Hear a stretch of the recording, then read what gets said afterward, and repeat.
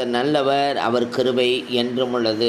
கர்த்தருக்குள் பிரியமான தேவஜனமே, இன்றைக்கு தேவனால் சொல்லப்படுகிற வார்த்தை, சகல துர்குணத்தையும் சகலவித கபடத்தையும் வஞ்சகங்களையும் பொறாமைகளையும் சகலவித புறங்கூறுதலையும் ஒழித்துவிட்டு நீங்கள் வளரும்படி புதிதாய் பிறந்த குழந்தைகளைப் போல திருவசனமாகிய களங்கமில்லாத ஞானப்பாலின் மேல் வாஞ்சியாயிருங்கள் என்று. ஆம் பிரியமானவர்களே, இன்றைக்கி அநேக துர்க்குணங்களும் பொறாமைகளும் வாக்குவாதங்களும் நிறைந்தவர்களாய் அநேகர் காணப்படுகிறோம். அப்படி அல்ல. வளருவதற்கு, ஆவிக்குரிய வாழ்க்கையில் வளருவதற்கு என்ன செய்ய வேண்டும்? புதிதாய் பிறந்த குழந்தைகளைப் போல திருவசனம் என்ற அந்த ஞானப்பாலை சோத்திரம், அந்த ஞானப்பாலின் மீது வாஞ்சை உள்ளவர்களாக இருக்க வேண்டுமாம்.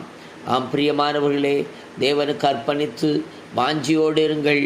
கர்த்தர் உங்களை ஆசீர்வதிப்பாராக. ஆமென்.